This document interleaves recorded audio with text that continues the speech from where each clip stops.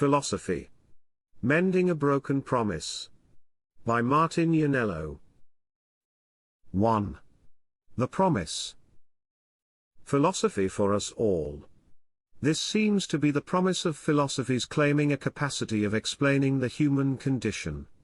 Such philosophies come in two principal types. There are spiritual theories that draw a sense of knowledge from the personal experiential immediacies of their founders, proponents, and followers. And then there are theories with scientific ambition that insist on their accuracy by objective methods of factual premises and logical deduction. Such theories might not reserve insight into the entirety of the human condition. But if they are true, as they assert, that truth must apply to everybody within their claimed scope of insight. And so must the consequences they suggest on the basis of such insight. Many philosophies have made such declarations and tried to raise corresponding enthusiasm for the clarity they alleged to have brought to human affairs. And many have failed to convince sizable followings, let alone their intended audiences. Their reach has been limited by competing philosophies or the intransigence of their marks. But even upon their acceptance, their influence has, after often problematic adventures of implementation, regularly waned or eventually been repudiated. A poor track record for theories claiming truth in explaining and advising on matters of human existence. This record did not come about for lack of time, determination, or opportunity. Philosophy has been around for millennia trying to sell us on ways to think, feel, and act. So how did it come to this? 2. The inadequacy of spiritual philosophy. Between the two types of philosophy, spiritual philosophy has for extended periods fared better. It has enjoyed higher popularity and has retained such popularity to a higher degree than rational philosophy. That seems to be due to its characteristic of being based on belief. It takes a shortcut to subjective sensory impressions and derives individual feelings of truth. Its dispensation with objective facts and rational thought also dispenses with the work connected to engaging them. In some cases, the intuition of spiritual philosophies may offer guidance that coincides and plays out well in reality. Yet history has proven that the vast majority of such philosophies are not in such coherence. This has regularly led to criticisms and insurrections by believers who rightly or wrongly blame ills in their conditions on failures in the execution of spiritual philosophies. This is particularly so if the spiritual philosophies promise to address such ills. However, there are more fundamental problems to be found in the nature of spiritual philosophies. These problems affect persons heeding their dispensations of reality, and even more so others who do not follow. By their nature, subjective spiritual experiences conveying a sense of truth are unlikely to be shared by others. They spread mostly by instilling belief in their objective factuality that makes them relevant to others. Convincing others to take this leap of acceptance seems difficult. Depending on the circumstances, this undertaking may be helped, but may also be hampered, by claims of direct sourcing or messaging from a superhuman authority. Either way, the perceived objectivity of subjective experiences makes it difficult for believers to admit errors in their experiences, derived knowledge, or its application. And it makes it near impossible for others to convince them otherwise. It also prevents believers from accepting other viewpoints. For them, there are only those who have experienced the truth and those who have not, and the latter group is wrong if it does not abide by that truth. And if they perceive such truth to be imparted by a superhuman power, believers often connect some kind of mission with that perceived messaging to deal with aberrations from acknowledging or abiding by the perceived truth.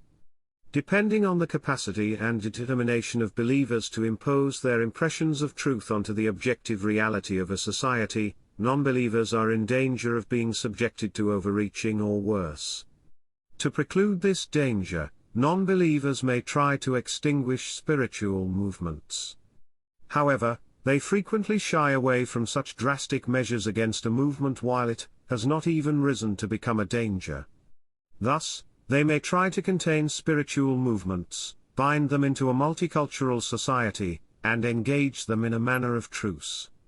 If such containment is unsuccessful, non-believers may have to make concessions in their lifestyle. These may have to reach up to full submission and pretense if a spiritual philosophy and its claim of absolute truth becomes dominant. But these are uneasy conditions that generate liberation movements among non-believers. And even followers may apply their minds to adapt spiritual philosophies. Spiritual systems know about these tendencies of deviation from their dogma of truth. To preserve that truth and its reign, they govern their realms with an iron hand. This may create explosive friction. But most spiritual systems unravel gradually as non-believers, and discontented believers become more powerful to assert themselves. Either way, the contrast of subjective origin and claimed objective applicability of spiritual philosophies is bound to cause their downfall if they insert themselves into objective reality, and try to shape it accordingly. Nevertheless, spiritual systems usually demonstrate remarkable resilience in this process. And even after they lose control, forms of authority and lip service tend to survive in societal and cultural patterns. This is because spiritual philosophies and their systems are not based on reason. Their rejection of rational or evidentiary justification makes arguing with them and overcoming them by rational determination difficult. This gives their systems an advantage of persistence even in the face of contraindications. Recent centuries have seen these dynamics play out.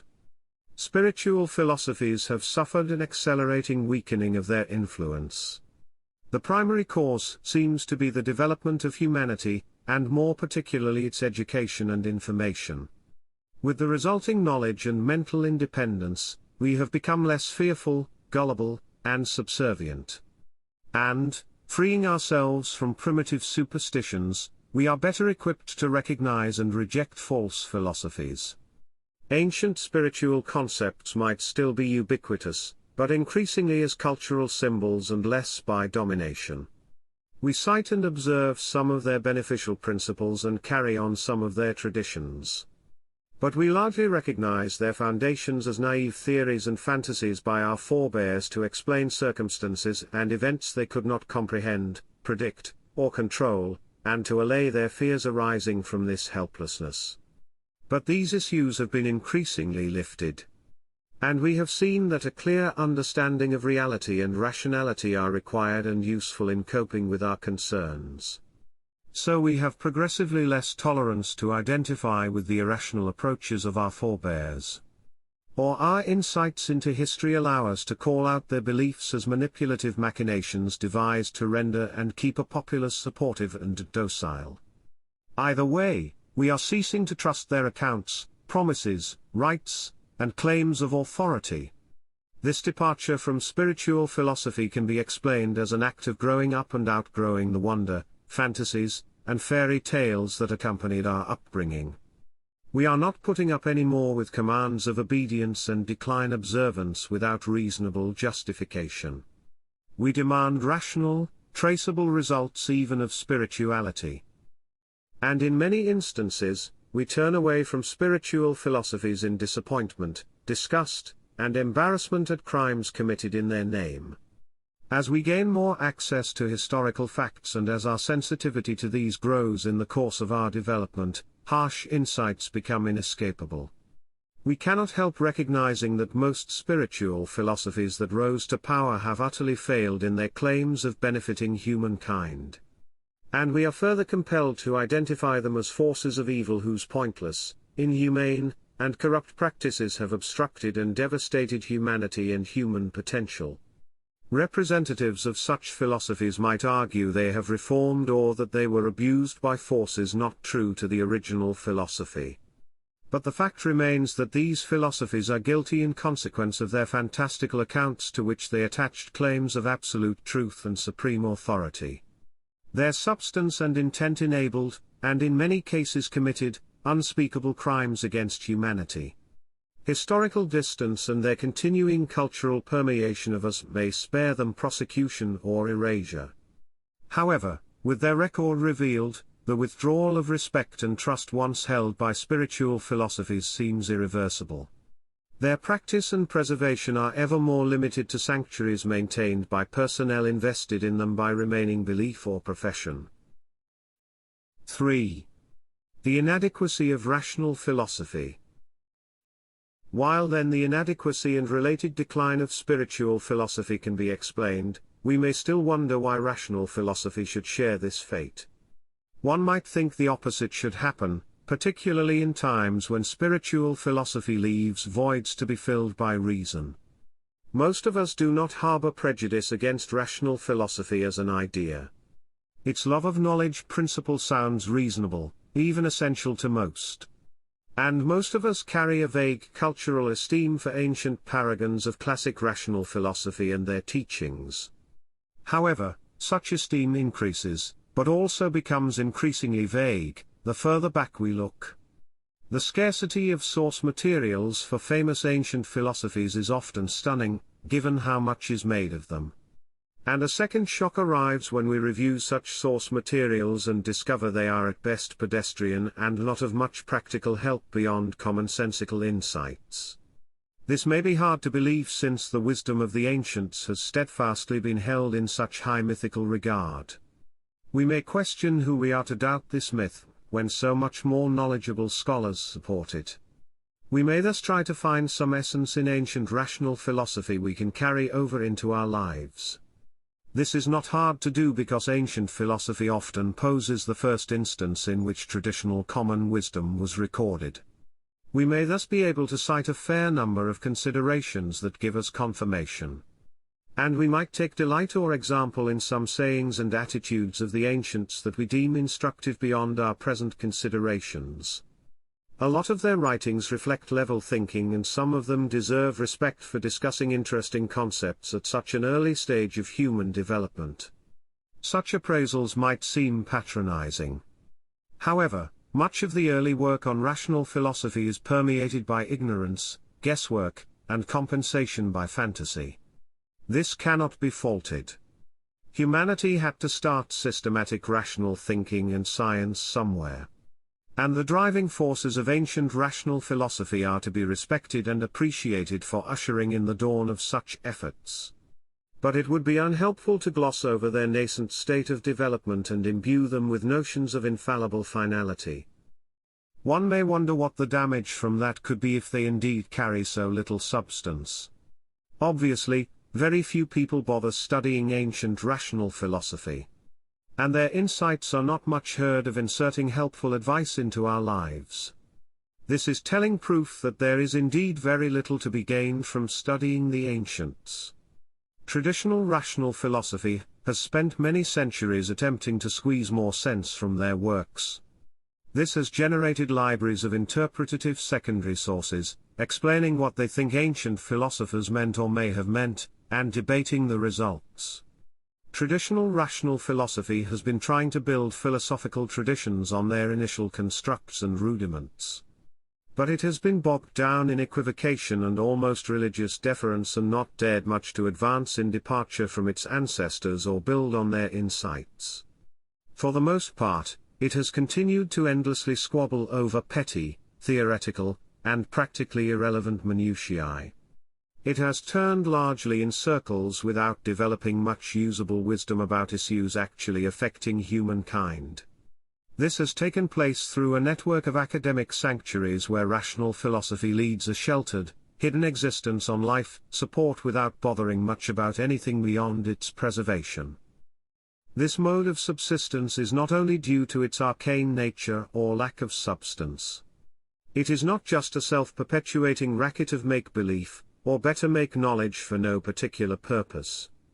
Rational philosophy was for most of history spied on, persecuted, restricted, smothered, banned, and destroyed by traditional spiritual philosophy.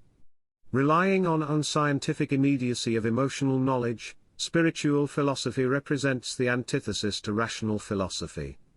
And it fears and resents the inquisitive questioning, logical discipline, and requirements of proof set forth by rational philosophy. This antithesis and antipathy were bound to and did play out in the history of human development.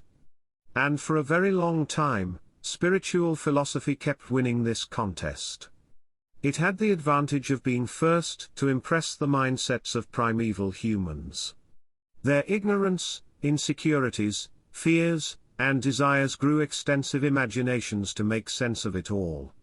By offering imaginary explanations and remedies, spiritual philosophy connected with such imaginations on their level and managed to guide them. It also was able to subdue factual exploration and rational thought in followers before the development of such capacities became a problem for it. This prepositioning of spiritual philosophy posed a difficult obstacle for the beginnings of rational philosophy. Rational explanations were generally only condoned to the extent they supported spiritual doctrines. Rational philosophy could then only subsist in the shadows of coincidental coherence. To not exceed the outline of these shadows, it had to contort itself in self-denial, alignment, and falsification of its procedures and substance. After emerging somewhat from the spiritual shadows during its classical periods, it was soon forced to hide and wait for its return in remote refuges of learning or secluded libraries. Yet such repositories were subject to decay and willful destruction by spiritual forces who sought to stamp them out, recognizing the existential threat rational philosophy posed to them. These dark ages of anti-rational spiritual despotism have only slowly and relatively recently receded and ended, and only in some parts of the world. Only then had rational philosophy a chance to reorganize, reconnect, and voice independent ideas. And it had to mostly undertake this emancipation in carefully measured steps under a guise of ongoing compliance to not provoke a backlash from remaining, still influential spiritual forces. However, not all rational progress was made by escaped elements. Even the compatible rational tracing and support of spiritual arguments did its part in gradually forcing spiritual schemes to enter the realm of rationality. It increasingly opened these schemes to rational analysis, criticism, contest, and possibly negotiation externally and internally. Thus, rational philosophy did to some promising extent participate in the liberation of human affairs from religious oppression. But its deference to spiritual philosophy in decline extended the reign of the latter and rendered overcoming irrational remnants more difficult. And the timid departures by rational philosophy from religious mandate were ultimately overtaken by the individual and societal rationalization dynamics of developing humanity. This development called for answers to new phenomena and related challenges, many of them of a material and organizational, and thus factual and rational nature. Spiritual philosophy by its antithetical nature was unable to respond constructively to these challenges. But neither was rational philosophy in consequence of its subdued existence. Clearly, the long night of spiritual despotism had greatly damaged and all but extinguished the light of rational philosophy. Once spiritual governance was sufficiently subdued to permit the development of rational philosophy, it needed time and self-care to recuperate. So it might be forgiven for an initial preoccupation with itself in nostalgic attempts at stature. After some time of reconstitution, rational philosophy developed in three principal avenues. One reconnected to ancient beginnings of material sciences, eventually developing these into modern sciences. The other tried to proceed in the more speculative traditions of traditional rational philosophy. It soon formed constructs detached from reality that they resembled concepts of belief, but at extremes of abstraction that made them unapproachable and unfathomable for anyone beyond the circle of philosophers who devised them.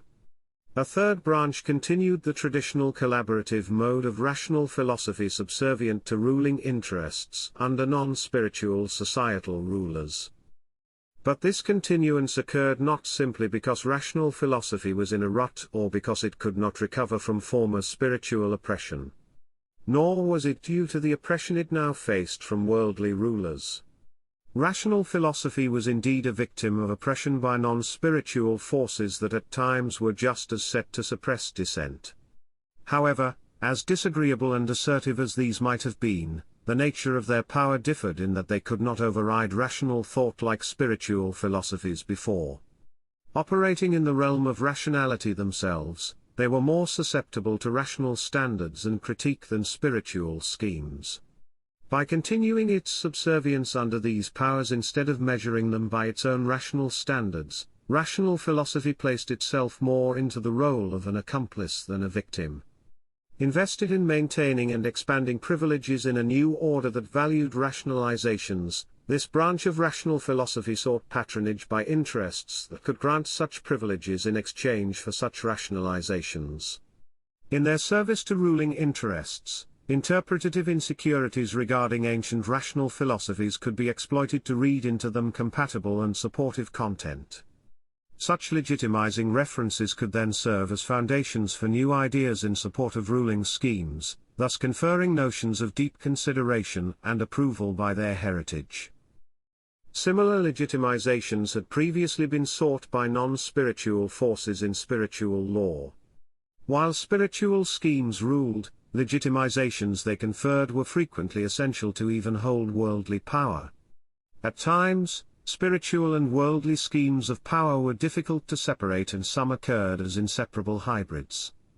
However, even in these amalgamations, irrational spiritual doctrines tended to dominate at motivation of their promoters or as indispensable instrument. Worldly power was frequently viewed as derivative from a higher spiritual power. This meant that non-spiritual power had to abide by the rules and commands of spiritual organizations. And this dependency formed a core reason why non-spiritual forces sought to free themselves to more fully be in control. Such forces increasingly looked for rational support not only to replace waning spiritual legitimizations, but with the intent to displace their influence. Such strategies to weaken dependence on spiritual powers tightly bound worldly forces to rational legitimizations. Including worldly organization by derivation under a spiritual umbrella had conferred spiritual privileges without rationale. In the absence of this spiritual legitimization, worldly powers were frequently obliged to provide such a rationale to gain or remain in power. Or they realized the convenience or importance of rationalizations of their rule to save them from having to defend against their subjects and competitors with adversarial measures. Relying on their ability to enforce their rule alone as sole rational argument for such rule was either not enough to give their rule sufficient solidity or it forced them to expend such enforcement to secure their rule. To forestall these complications, worldly powers sought additional underpinnings by rational theory in the course of independently caused as well as promoted weakenings of spiritual influence. In some instances, philosophies conferring such rationales were commissioned and originated with the purpose of serving the powerful. But even if they had an independent origin, they were at risk of being co-opted as vehicles for extraneous powers. And, until very recently, they had to comply with censorship by the powerful regarding what they could state, and mandates what they should state. Their success or very existence was often dependent not only on not alienating ruling powers, but serving them. Such impositions by powerful interests worked not only as restrictions on philosophies, but also as incentives to align with those interests. Philosophies frequently decided to avail themselves of power beyond their arguments to help their influence. They sought societal domination to evade questioning, deal with competitors, and find support in their imposition. And even if philosophies started out as countervailing forces, the reality of politics required that they combine with powerful interests, or build sufficient power on their own, to overcome and replace powerful adversaries. This is reflected in a multitude of symbiotic, or identical relationships between rational philosophies and interests seeking or already exerting domination. Arguably, this is what philosophy had to do to exist and survive. But it cannot detract from the notion that rational philosophy has regularly been tainted by, or aligned itself with, those in or with ambitions to be in charge, and that it frequently pursued such ambitions itself. Its variants were frequently imposed by occupying forces or governance from within a society. But it was also sought or accepted without much critical consideration and thus understanding. For extensive stretches of human history, an uneducated, insecure populace seeking guidance and protection in an uncertain and hostile world invested trust in leadership pointing the way and organizing their affairs. These complementary hierarchic motivations, of running the lives of others and to have them run by others, often combined to broadly support implementations or rational schemes. But even where motivations were initially not geared to support hierarchies or even opposed to them, this instinctive organizational principle re-emerged to dominate rational organizations. Its characteristics have had a stifling and falsifying effect on rational philosophy. Regardless of provenance and backing, philosophy has habitually been used to assert, convey, project, and secure power and to control and manipulate those subjected to it. This has regularly led to resistance in those subjects who disagreed with the substance or application of a ruling philosophy and who were not silenced by considerations that it might be prudent to go along. These originating circumstances and manners of imposition and alignment led to disappointing and often disastrous outcomes in the applications of rational philosophies to human affairs. Submission to and instrumentalization by governing interests have long preoccupied the political branch of rational philosophy, providing legitimizations for such interests by failures to speak up and active support. Individual and societal progress was mostly achieved in spite of traditional philosophies in counter-movements to fend them off, overcome or reduce their oppression, correct their mistakes, or replace them. Such reactive movements regularly originated among victims tortured by powerful interests with the participation of prevailing philosophies or indulgence by them. These were revolutionary movements that broke with traditional concepts. Arguably, philosophy provided the antithetic catalyst for such movements and thus contributed a necessary dialectic to humanity's progress. As this argument goes, mindsets rising in opposition to failed traditional philosophies made up for their failures, became rational philosophies in their own right, and constitute worthwhile showpieces of philosophy on which we should concentrate. These movements may have developed their counterpoints into concepts that can be called philosophies. And the passage of time renders anything traditional if it can survive, as some of these revolutionary philosophies did in some form. Accordingly, we see aging, once revolutionary movements claimed by rational philosophy as traditional and receiving, together with their promoters, similar mummification treatments and apotheosis as more venerated old doctrines. This may contribute to the fact that ambitions by revolutionary movements suffer the same or similar fate at the hands of traditional philosophy as the theories they sought to supersede, joining them in the dustbin of irrelevance. But this fate also seems to be a result of inherent dynamics. If revolutionary movements do not implode by their overheated reactionary fervor, they seem to cool off and normalize to be reclaimed by preceding conditions or developed into unintended directions. So it is often hard to tell whether they ultimately succeeded in advancing the human condition. Arguably, the upheaval they caused did not yield much, and subtracted from positive results that might have been accomplished by evolutionary pathways. Traditional rational philosophies may take the position that they represent this safer alternative. Either of these arguments would let traditional rational philosophy off too easily. One presumes that ongoing philosophical progress directed by traditional rational philosophy was interrupted by revolutionary movements. However, this argument is disingenuous on its face. Revolutionary movements came into existence because traditional philosophy failed its promise of improving the human condition. Nor is there support for the reverse claim that traditional philosophy fulfilled an essential function because progress could not have been achieved without societal upheaval, fighting, and hardship. Rational philosophy as a science could have worked up and laid out rational advancements and could have tried to advance humanity with them. Its repeated failures to lead in this direction, its silence about damaging deviations, and its coddling and advancement of power are unforgivable. These failings prompted the creation of counter-movements to step into the role rational philosophy had claimed for itself, and many of these movements eventually matured to form a philosophy. But let us remember that traditional and reactive philosophies were not just experiments in a lab.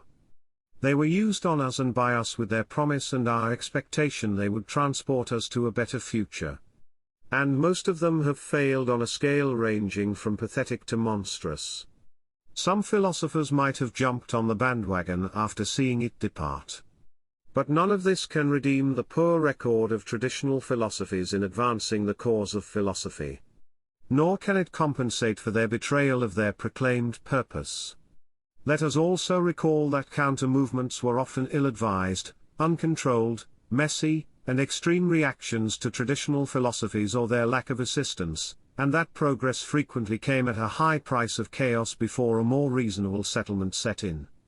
And let us keep in mind that these movements soon were subjected to failings of their own or by reactionary influences.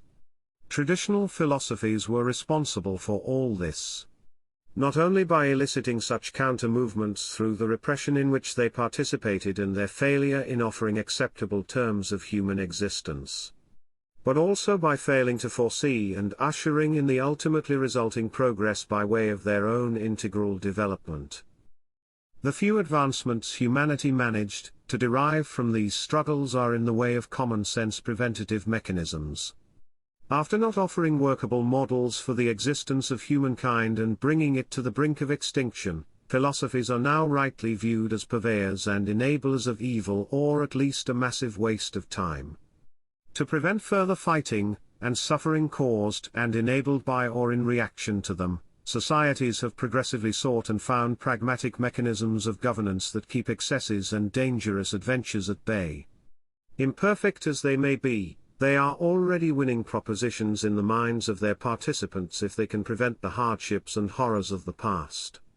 Given the record of rational philosophy, humanity has become generally unwilling to listen to anything it has to say, if it had anything more to say. It is no wonder then, that philosophy looks back nostalgically to its origins. Yet a renaissance of acclaimed former grandeur of classical origins seems like a mythical mirage. Based on the surviving fragments of these origins and what rational philosophy has made of them, it is hard to tell whether it once had the claimed scientific vitality and relevance. But this does not matter because most of these origins are irretrievably lost. Science has long left and distanced itself from philosophy to be claimed as one of its disciplines. The practicalities and open questions of scientific disciplines carry their own subject matters, considerations, and processes. The departure of these disciplines has revealed how inept rational philosophy has become solving human challenges. It has lost itself reveling in this mythical nostalgia, conjuring and debating with itself irrelevant theoretical imaginations, or selling its soul to power to experience relevance. All aspects of traditional rational philosophy have flatlined and are only artificially kept alive. All that is left is a pretentious ghost that has lost touch with the real world. Philosophy is dead. And given the pain it has brought in both its spiritual and rational varieties, humanity seems better off. 4. Insight prevention. Concluding this is painful. And it seems wrong. How can the idea of love of knowledge become irrelevant? Understanding us and our settings and their happenings is existentially essential. We cannot ignore reality and hope to thrive or even live. We cannot reasonably object to knowledge and we have not lost our desire for it. Rather we are objecting to what has been presented to us as knowledge regarding human affairs with assurances of objective authority. We are objecting to the notion that principles of science can be applied to our existence and how it is lived, and that societies can be shaped as if we were interchangeable automatons. Arriving at this point of resistance has taken the entirety of human history up until very recently. Humanity's negative attitudes toward both spiritual and rational philosophies have taken form over time and as a result of its accumulated experiences with them and their varieties. We particularly tend to mistrust more recent philosophies that we can identify as sources of debacles in which we have been caught up or which we directly or indirectly observed. But increased experience and better access to information also show us more clearly how philosophies reaching further back caused similar damage for similar reasons. Reviewing and in part experiencing a long line of negative examples of both spiritual and rational philosophy have jaded us at a cost. For a long time, humans wanted to trust that the correct, true philosophy exists and just needs to be implemented correctly, or that they are witnessing it in a present development of the human spirit. Only after having been disappointed again and again in our high hopes have we reluctantly given up on such ideas, or at least we have become apprehensive. We have found that many ideas promoted by philosophies are simply inapplicable, if not to us all, then a great many of us. If these were indeed competent to improve people's lives, would they not have to become successful on account of their merit? Maybe that posed a problem in closed societies of the past.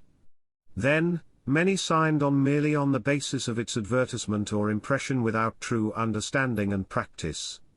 But growing education and expanded information should have enabled us to connect with philosophies with which we can identify. To the extent philosophies are applicable to us, this is observable. We can readily find instances in traditional philosophies with which we agree. However, as the entirety of a philosophy of which they are a part comes into view, most of us find insufficient congruence in our mind to subscribe with our existence to it. This may be due to reasons specific to each philosophy. However, a more fundamental reason shared by all is that they attempt to apply some person's philosophy to others who differ in important respects. This fundamental problem haunts all philosophies. It is caused by their clinging to notions of objective truth in human affairs, either by authority of spiritual inspiration or as a matter of rational deduction from universal premises.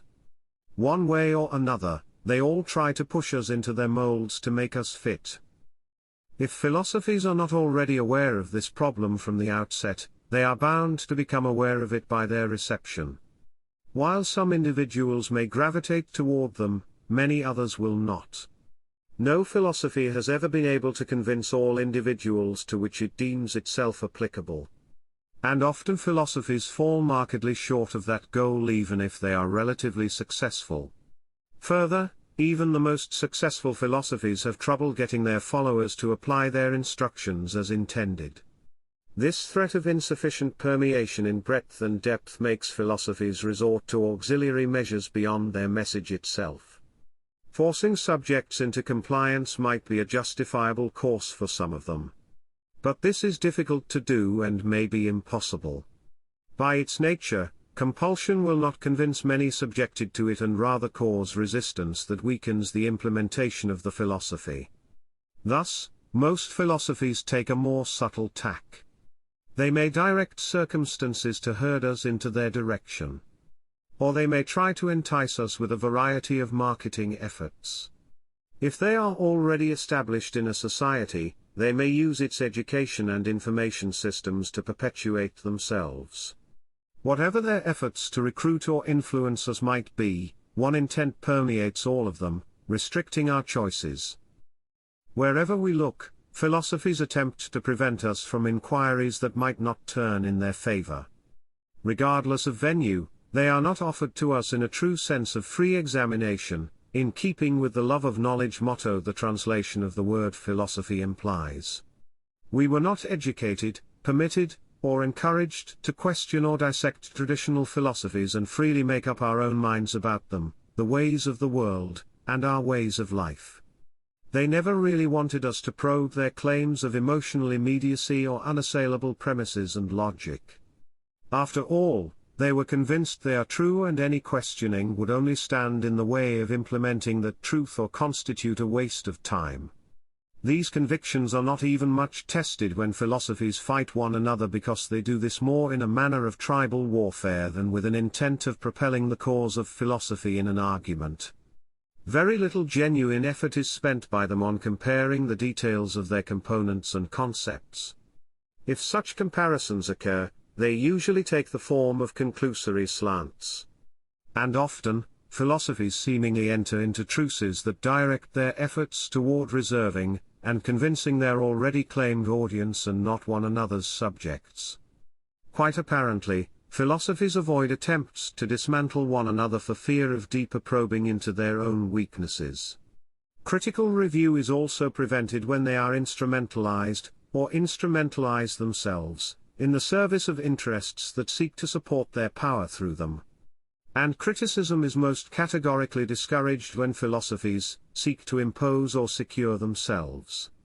When we look closer, we find that we have been serially cajoled and conned by traditional philosophy, and systematically prevented from uncovering such constrictions or doing much about them. We are bound to discover that philosophy for us all has mostly been a false advertisement by unscrupulous schemes to sell us on somebody else's philosophy in an effort to give it or prolong its life. Maybe this was undertaken with the idea that this might benefit us. However, despite any claims to the contrary, traditional philosophies never meant to equip or help us to decide whether we want to accede to them or what we might want instead. Their overarching intent has been to foil, not further, our self-realization, to make us their instrument and not to become master of our affairs. We were targeted to be functionaries for them to reach requisite implementation momentum. When we explore the concept of self-realization, we can recognize why traditional philosophy had to take this stance. We find that we will not all come to the same conclusions about how we want to live and what is important to us. Our identities are not interchangeable punch-outs that can be mechanically arranged and put to work according to an overarching schedule. We can see that we have a lot in common and that these commonalities are to be respected and advanced for everybody's sake. But we also want to be respected for our qualities as perceiving, thinking, and feeling centers of consciousness with the ability and will to contemplate and find our way. We want to bring this individuality to bear, even in supporting our commonalities. And we want attention given to the fact that we are unique in our person, experiences, capacities, and circumstances and our resulting needs and wishes. We want to be free to live our life. We want to be asked and reasoned with, not told and ordered. Observing individual differences and their connection to our thirst for freedom suggests that we should discard the idea that one and the same comprehensive philosophy could apply to us all. This realization spells the end of any philosophy that claims to cover the human condition beyond basic commonalities for us all. It also spells the end of any philosophy that tries to coax or force us into compliance in disregard or circumvention of our considered approval. The transgression by traditional philosophy of this limitation, its overbearing disrespect for us, and its sheer incompetence have led to its demise. We don't buy any more there could be a philosophy for us all. More than that, we have come to the conclusion that philosophy as an organized effort is not for us. The philosophy store has gone out of business. Its worn-out shop sign has been taken down and placed in storage. 5. Modern materialism. So where does this leave us? Traditional structures governing us on the basis of philosophies have increasingly conformed with our realization that these philosophies do not serve us and that we must cope without them. They may continue to practice superficial conformance with a set of traditional ideas, but in a bid to hold on to power increasingly abandon their former intensity and rigor in exchange for popularity. In this undertaking, they may reform their agenda. But this is unlikely to succeed. The combined void of passable ancient and more recent philosophies has given way to a new breed of philosophies. These are imposed by those who currently influence and guide societal circumstances or trends and economic or technological advancements. These philosophies mostly serve the interests of those who promote them or their benefactors. Such interests largely consist in making their projects or themselves more successful and powerful. The objects of their pursuits, and their pursuits, seem to become values in themselves around which their philosophy, or pretense of philosophy, is built. Grander visions are only explored and fostered to the extent they show perspective for their objectives. Most of this hardly seems new. One can readily attach similar characterizations to traditional philosophies. Only, there generally seems to be now much less effort put forth by philosophies into convincing or oppressing their marks. This is because their main instruments and justifications are material conditions and prospects. Their proponents can shape their target's outlook by creating realities or perspectives on realities that without much more shape such outlook. Technological and economic factualities of modern circumstances and their developments and consequences largely seem to make the populace's alignment inevitable, and theoretical foundations unnecessary. Some of the forces that drive such factualities may still offer a layer of explanations and encouragements to mollify the populace into going along with reduced friction. But only to some extent, and for some time might it be necessary to convince subjects of practicalities resulting from facts. This is aided by policies that make them believe the benefits of growth and innovation outweigh their downsides. The new kinds of philosophy seem to generally dictate how we live by an apparent logic of human development. Not even the most powerful forces seem to be able to prevent or significantly influence this logic of potential and its realization. If something is possible, it will sooner or later be tried and applied. This leaves in many cases much to be considered how, where, when, and toward which purpose it should be applied. Individuals who are affected by these issues should be able to have a say in them.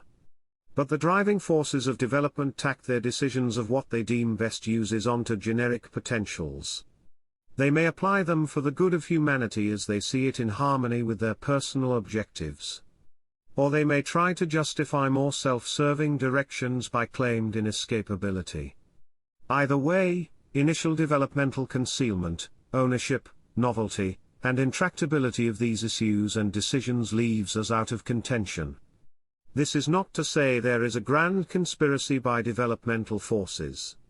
Rather, economic and technological dynamics may give rise to seemingly irresistible directions. But enormous acceleration potentials of economic or technological innovations can convey enormous wealth and power to a relatively small number of entrepreneurs at their forefront. Some may be able to move developments into avenues that others must follow to remain competitive. Or the potential of a development is visibly too lucrative or powerful to leave it to others.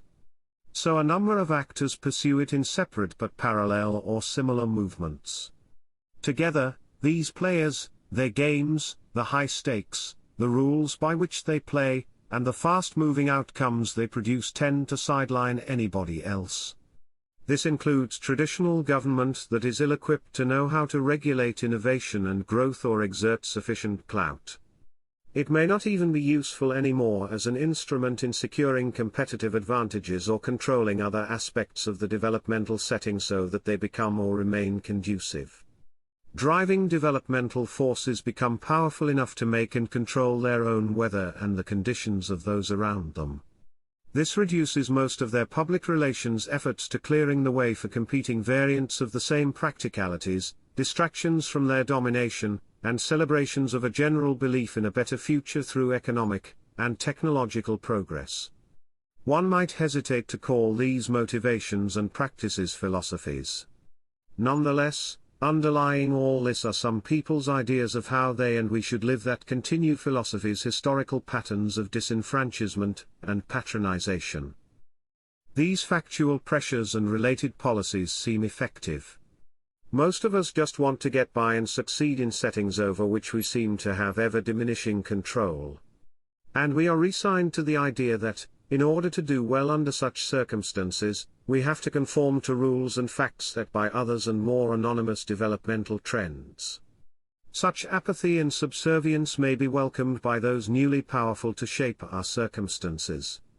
To the extent forces that used traditional philosophy for their purposes survive, they may try to usurp or participate in this control and use it to replace receding directability of us under traditional philosophies. Maybe those in charge have always used philosophy to influence their subjects that there is little or nothing that should or can be changed about them being in charge. But historically this was often helped along by beliefs in a greater context, system, purpose, or imagined reality and future, regardless of whether we were held under the influence of a spiritual or rational philosophy. These beliefs in a higher purpose regularly justified our subordination and suffering in our minds. However, for most of us, such high concepts or connected motivations have become illusory. We have become beaten and blunted by pressures seemingly inherent in the modern world, where our value is reduced to our economic and technological capacities and other social dimensions wither from this prerogative. We do not believe in anything anymore and do not believe it would make a difference. We have developed ambivalence about our future and the future of humanity in its extrapolation.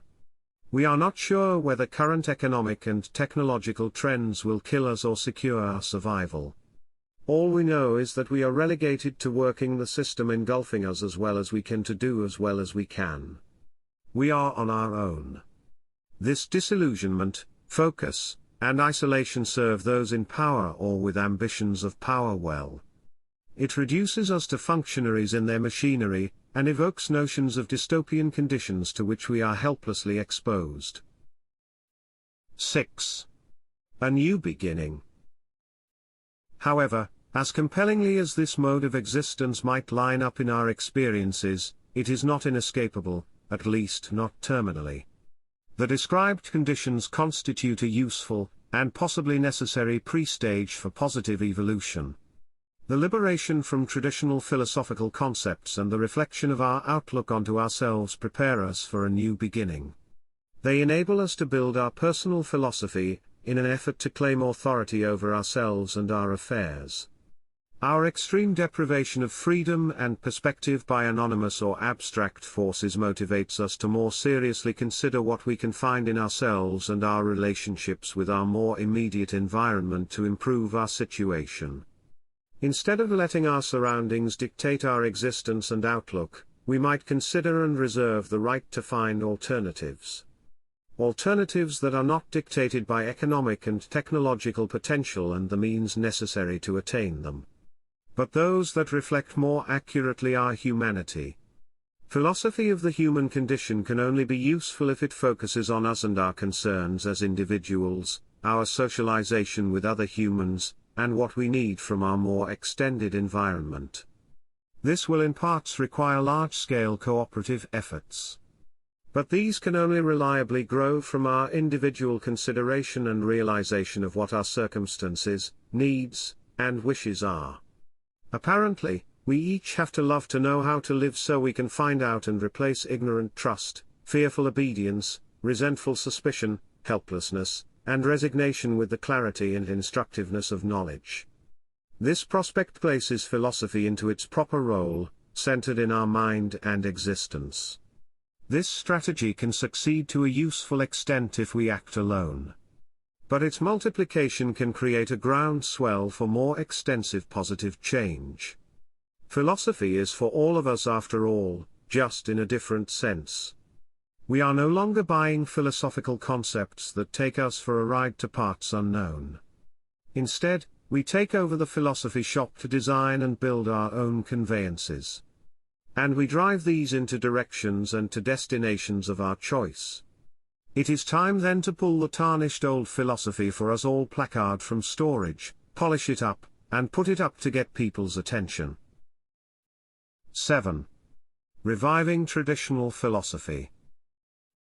Many of us will want to orient themselves about worthwhile stops and ends as well as conducive travels, and we will have to learn how to drive. But engineering and building our conveyance is a task new to most of us as well. All this may seem a bit overwhelming. But it is not like we are completely new to these tasks and our settings. We already know much about us, our likes and dislikes, our needs. We have learned the tools to cope for many situations. And we have observed and criticized other people's philosophies and adopted some principles of our own. We probably have already some good ideas where we want to go and what areas we want to avoid. We also can listen to and verify the suggestions of others. And traveling will further educate us. New risks but also new opportunities await. The adventure of new experiences and how we react to them forms a big part for our attraction to moving forward. And the driving part will take care of itself. After all, we are designing and building our vehicle. So we will know how it works. Which brings us to the vehicle of our philosophy, the mechanics of it responsible for actually moving us along. We may ask ourselves whether we will have to reinvent the wheel and everything else about it. Of course not. We are not inventing transportation itself, but merely its forms and ways to make them more conducive to us. To enable this accommodation, we have to make a few decisions. The most important determination we have to make is that we are getting our own conveyances, so we are not dependent anymore on vehicles, schedules, itineraries, and actual transportation provided by others.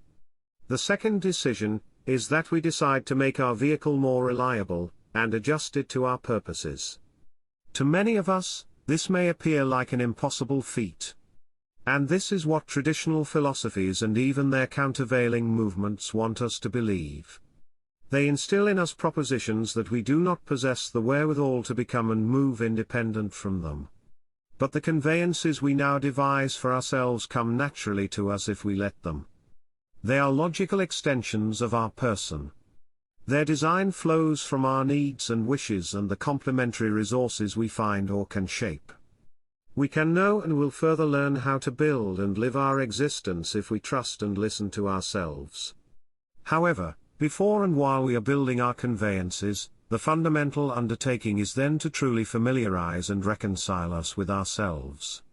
The second step is to include our surroundings, our means and ways, in this undertaking. Obviously, the parts and tools we can readily use, obtain, or build will need to be surveyed. And the terrains, climates, and other conditions where we want to travel or which we have to traverse will have great influence on the type and features of the vehicle we design. We may look at historical and current philosophies operating in such circumstances to glean ideas. But we must take charge of this process to make it our own. We will need to carefully consider all aspects presented to us to determine whether and how they fit into our personal philosophy. Even though traditional conveyances are out of commission or we decline to get on board with them, we may benefit from identifying and extracting components we can use. A serious obstacle to reuse is that many systems and components were designed, built, and operated with faulty, inefficient, or ineffective components. So we must question which aspects, if any, can be salvaged with confidence they will contribute to successful travel for us. We might also try to repair or update parts of traditional philosophies. The problem with all this is that we are doctoring around in a junkyard of vehicles that were unreliable and often disastrously unsafe on the road and failed to reach most of their promised destinations. And we often would need to investigate why they suffered this fate. We might not initially know whether and how much the propulsion itself, its operation, unforeseen occurrences along the way, or itineraries, travel guides, and maps we find in these vehicles contributed to their ending up on the scrap heap of history.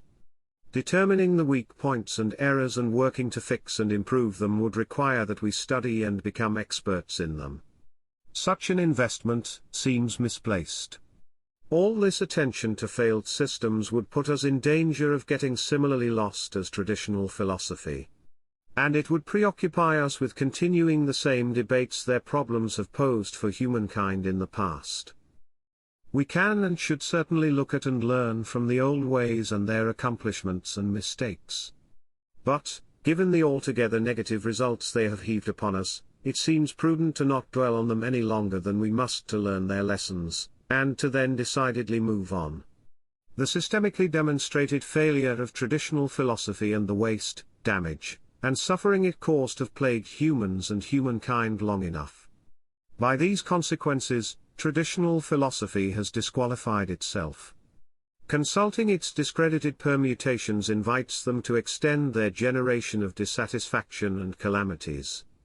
We might not be concerned coping with the philosophies themselves. However, virtually all have been, and in some cases still are, conveyances driven by powerful interests with continuing commitments to their travels. Such interests may pursue and welcome reconstitution or continuation of their ways under a new license.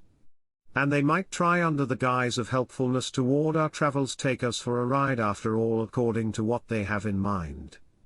And what new insights could we realistically hope to find from searching through traditional philosophies? They already were chewed through ad nauseam when people had to grapple with them. Insightful critiques are already available. And these point out that their positive aspects were common sense insights that were impossible to deny by them or became pronounced as a result of their denial.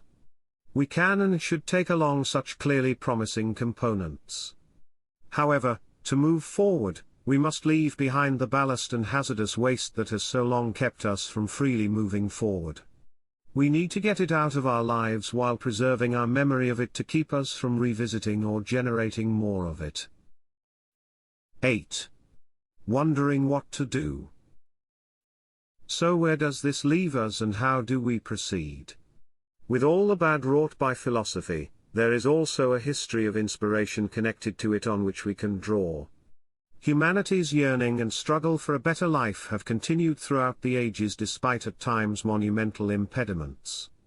An indomitable spirit persists in attempts to fulfill the promise of human potential for thriving.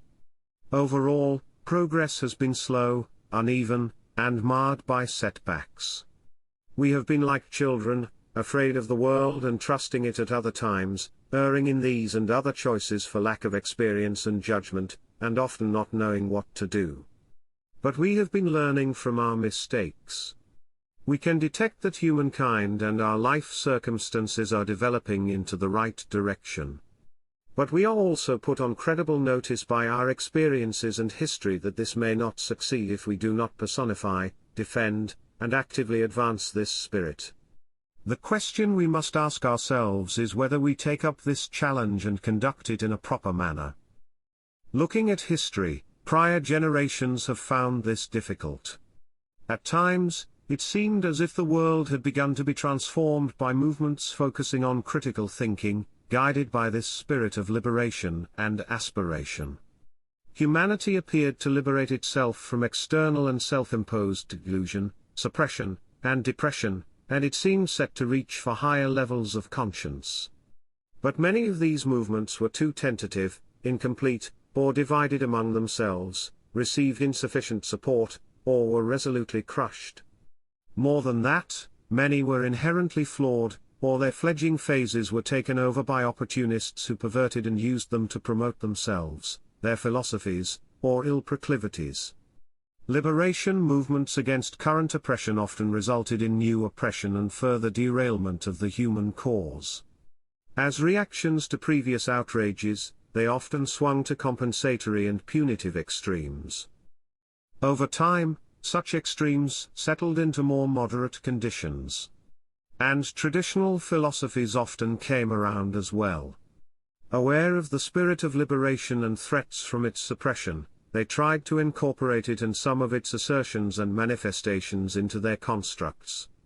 These influences often consist in the recognition and protection of fundamental human requirements and corresponding fundamental rights. In their claim of comprehensive coverage, traditional philosophies already tended to include such evident, familiar truths into their theories. And those that lacked in their recognition sought to alleviate adverse pressure by assenting to them. They might have done this with genuine acknowledgement of their legitimacy. In many instances, however, basic conditions and paradigms were incorporated because they had to be addressed. They were worked into the constructs raised by philosophies as utensils giving them support or dealing with possible dissent. Or they were cited to appease prospective and current followers and lead them into trusting the rest of a philosophy's less or not evident assertions. However, respect for individual humans and their needs has regularly stood in the way of their attempts in building larger constructs with a higher order and purpose on the backs of humans. Placing the human at the center of care and inquiry has thus been a rocky road marred by lip service, false acknowledgments, and often inaction or active betrayal. But it has made progress in modern times. As the grander schemes of philosophy, in which humans were not at the center or mere subjects of higher powers are abandoned, we can detect growing acknowledgement, and even championing of human welfare. By and large, it is this emphasis on human affairs by non-traditional movements that is responsible for the demise of traditional philosophies. Practical human rights movements have been advancing a principled conscience that can be described as a philosophy limited to securing and enabling basic human affairs. Beyond that, Some surviving traditional philosophies are trying to change their tune in a bid to remain relevant and reinsert themselves into a world that has passed or is passing on their sacrificial and inhumane theories. These are ongoing processes that fare differently in different parts of the world. And despite advancements in the acknowledgement, defense, and support of human needs and corresponding rights, many systems still fall short of fully embracing them as their fundamental principles.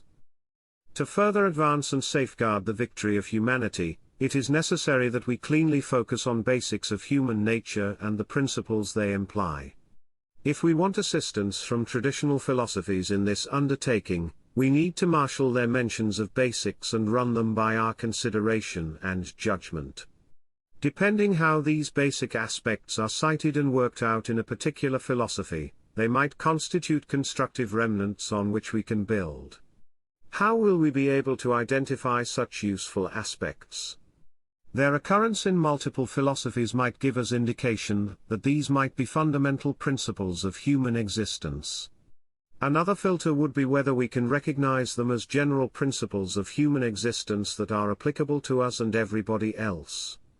Such recognition should come easy. We might think we can skip this step because basic needs and rights are self-evident. But their acknowledgement and protection has only recently become a widespread phenomenon. They are therefore often still unsettled and in flow even in our minds, at least in their scope and depth of protection. Even if we believe we can fully define a human need and corresponding right, going through the process of actually doing so is a necessary stage for finding a proper footing for our philosophy. No matter whether they are currently secured or still need to be achieved in our society, we must be sure in our mind what these basics are. We must have a clear vision of the basic principles by which we intend to handle ourselves. We must be able to compare them to the lists and definitions by others in an effort to find a common basis. And we must make a plan on what we intend to insist right from the beginning and what we can leave to subsequent consensus advancements. We must understand how needs and rights compete in and among individuals and groups and how this competition can be best resolved. When we try to produce such descriptions of basics, we may discover we are not as secure in naming, defining, and correlating its entries as we thought we might be. Endeavoring this already places us ahead. Still, it is not an easy task. If traditional philosophies addressed basic human needs or rights, they often did so in a perfunctory, axiomatic manner without much discussion. And many discouraged or did not encourage us to actively consider basic issues of human existence. As a result, our knowledge about what can be done to make this a better world remains underdeveloped even at fundamental levels. How we make this a better world depends not only on our understanding for common human concerns. An equally important issue is how our actions help to address these concerns through active support and protection. And, as important as these fundamental truths are, they are far from defining the entirety of the human spirit, but rather describe, as their designation indicates, only its basis. How we live our life upon these foundations is up to us. For our own protection and the protection of others, the common principles of human existence limit, and to some extent dictate how we should behave. This leaves a vast area of how we conduct our life for us to decide. But we cannot recognize and harmonize either set of components and form an intent to accept in accordance, unless we can see them clearly in our mind. In order to arrive at that point of clarity, we must begin with a consideration of the basics for our personal sake.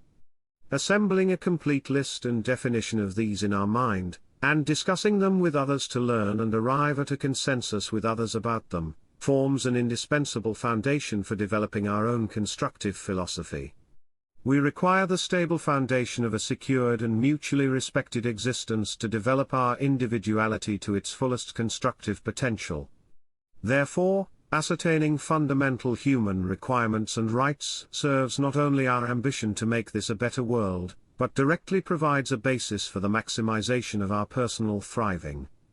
Altruism and selfish motivations then join, proving that they in essence are parts of the same insight. 9. The risk of impasse and regression. Not going through this systematic motion in devising our personal philosophy puts us at danger of making mistakes. But so may trying to establish proper foundations under our efforts. Since we are initially establishing basics common to all humans, we seem well advised to include all humans or the widest possible sampling group into the process of distilling these. We may think that if a principle is universally applicable, we should be able to get everybody to agree. However, this may embroil us in a drawn-out, frustrating process of trying to reconcile disagreement. We will have to account for remnants of largely discarded philosophies or schemes using them. But we will also be confronted with underlying tribal and hierarchic perversions, superstitions, lack of education, deprivation, confusion, and human vices and weaknesses in a variety of respects. These deleterious conditions have frequently shaped philosophies and at times were their direct source and motivation. They have not been abolished, only possibly contained. They continue to pose a threat to even get started with a derivation of our own philosophy. And they may well prevent us from finding an adequate number of similar-minded individuals to build a society on the basis of common fundamental notions about human affairs. And even if such commonalities should have been achieved, they pose a risk of reversion into old ways and attitudes we thought were superseded and forever left behind. Some of these obstacles may prevent us from achieving consensus on even the most basic principles of human existence. But we must not be deterred by these difficulties. Realistically, not everybody is beginning that process with a clean slate, and the same outlook at the same time. They may not even be on board with the new beginning we have chosen. We have to account for different states of individuals and focus on common notions we can create now with the perspective of building further commonalities on this basis. For the time being, we can rally those in agreement on certain fundamentals to form communities based on these agreed basic principles. These communities can provide mutual support and protection of principles we regard as fundamental to our existence and thriving. And we can hope that their model will influence others to agree as well. But this is not the end of our responsibility if we want to create a better world. The existential core concerns of humanity from and around which our personal philosophy is being built command us to rigidly protect and support basic needs and rights wherever such rights are under threat of being irreparably damaged. Where such concerns of human existence that are non-negotiable among reasonable humans are violated, we will have to intercede on behalf of those who cannot help themselves. If we fail to draw and hold this line against evil, nothing else we do will matter, since this proves that we are unwilling to defend humanity, and ultimately ourselves. Our philosophy based on our humanity means nothing if we are unwilling to defend that humanity. Basic principles that have already found widespread acknowledgement up to this point can serve as baseline for this process. But we must be prepared to support and defend basic human values even without such consensus. There are signs that this movement, and ambitions to find a new beginning on its basis, are gaining momentum. What seems missing is a broad readiness to take the necessary steps back and find a systematic approach of the kind laid out. Our stance toward traditional philosophies and against the threat of their recurrence have made our undertakings on behalf of a better future largely reactive up to this point. We have been largely occupied with securing our freedom. We have found out what we do not want, and many of us have rallied against it. However, the novelty of the challenge to consider and determine our own affairs has also made us feel ill-equipped to replace them with concepts of our own making. Some replace discredited guidance by traditional philosophies with short-sighted, poorly considered paths. Or we choose to ride along with others to see where it takes us. Or we resign to rudderless pursuits that strike our fancy without a deeper plan. However, these unordered modes of existence are insufferable for most of us, and thus relegated to the fringes of societies. With traditional philosophies discredited and waning, we have moved on to cope and make do with the material world without any philosophy. This has allowed principles of this materiality to rule us and our world. Many of us have settled into a life of material accumulation and consumption. And those of us who have not secured material wealth largely envy those who have succeeded for such a lifestyle, and try to reach or emulate it. It is hard to say whether we created this setting or whether we have been conditioned to it. However, the interaction of these factors grants extraordinary resilience to the resulting system. Resigned to or supporting its direction, we tend to act opportunistically according to what we deem beneficial without much critical thought. We blend into its dictates and conveniences to make the best of our situation. Only, our reduction to material functionaries keeps us far from making the best of it. While our minds were adrift, we and the forces to which we have ceded our sovereignty have been creating and permitting circumstances that threaten our well-being and survival individually, and as a species. Many such conditions result from our material requirements, sacrifices to secure them, and inattentiveness to consequences.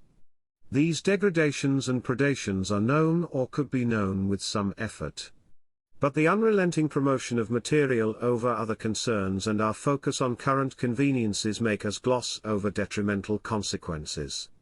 We want to believe that materiality will continue to thrive in its demonstrated prowess and we will continue to benefit from it.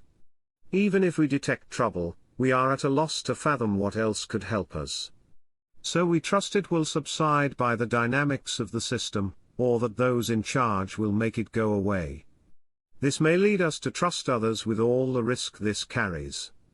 Yet, we already are unwittingly entering that risk. Our apathy leads to let others manage, or not manage, our world, or use it for their purposes, while we bury our heads and hearts in private lives whose limited ambitions focus on more immediate concerns and reaches. Our short-sighted behavior and the conduct of powers to which we abdicated is bound to increase environmental and economic damage, societal decay, oppression, unrest, war, and individual suffering. But rather than addressing this growing menace, we may double down with diversions, willful ignorance, and illusions of salvation. Assisted by electronic gadgetry, we may retreat into fantasy worlds, metaverses, as they already are advertised to us and engaged in by many of us. The escape potential offered by these false realities, contrasted by the often daunting challenges of correcting, retrieving, and securing our life and the lives of others, make us turn away even more. We keep ignoring that our and humanity's fate cannot improve if we keep ignoring them. Conditions are likely to deteriorate until we use our minds and hearts to their given capacity and focus them on identifying and addressing our nature, purposes, and challenges. 10. Addressing our fate. Possibly, we will only be ready to expand our mind and put in the necessary work after the refusal of our responsibilities reaches extremely uncomfortable levels. But such levels are sooner or later certain to result from our derelictions, if not for us then future generations. At that time, saving ourselves, them, and humankind may be much more difficult, less effective, or even impossible. And we will have wasted precious time and opportunities by our willful negligence, delay, and wasteful behavior. Confronted with the prospects or reality of these menaces, we may finally decide to seriously look for solutions and reorganize our existence into a considered one. But how can we muster at that urgent instant the requisite competence for implementing proposed solutions, let alone find comprehensive enlightenment to apply this capacity? We must carefully train our philosophical and practical capabilities in and over time so we can prevent or address these troubles. And even without such urgency, our life is limited and passing. The longer we wait living it as our own, the more of it is irretrievably wasted. As we consider more deeply when we should engage creating our personal philosophy for our life, all indications point to the now. Many of us are aware that our current unconsidered behavior is unlikely to propel us into a better future. To the extent we have given up on traditional philosophies, we look for inspiration and practical guidance elsewhere. This demand is so strong that a self-help industry has risen to supply mostly general instructions or topical recipes for aspects of our life. These often consist of overstated commonplaces or gimmicks. They frequently try to make us believe our condition can be defined and improved by a few rules or principles. Or they stress the importance of particular aspects of human existence. It is up to us to determine our concerns, find coverage for them, evaluate the aptitude of such propositions, and reconcile them with all other aspects of our life. Most of us are not ready to make such an involved commitment. We sample ideas, possibly granting them cursory trials, but mostly discard them after they have served our curiosity. Given the spurious nature of many offerings, our failure to take them seriously might be a blessing. The few books or passages worth reading are buried in nonsense, filler, or hyperbole. Thus, sampling self-help books is unlikely to help us much in putting together our own philosophy. There does not seem to be a substitute for going through the motions of consideration ourselves. Although we may take note of what others are thinking and doing, in the end, we will have to understand and confirm whether their suggestions work for us. And likely, many objectives and their pursuits will require us to devise personalized solutions of our own. It is our life, and we are responsible for developing our concept of it. Sources can supply material for this undertaking. But replacements or shortcuts only prevent us from developing a considered philosophy of our own. To the extent advice can be legitimately given for the development of our philosophical capabilities, and suggestions can be legitimately made for consideration in their application, philosophical authors are tasked to give assistance. Taking up this call, I have written a foundational work to help in both respects. My book Philosophy of Happiness focuses on enabling readers to develop their philosophical abilities and put them to constructive use. It is also meant to support them in critically evaluating other philosophies and pursuits. Information about my work is available on its dedicated website, https://www.philosophyofhappiness.com.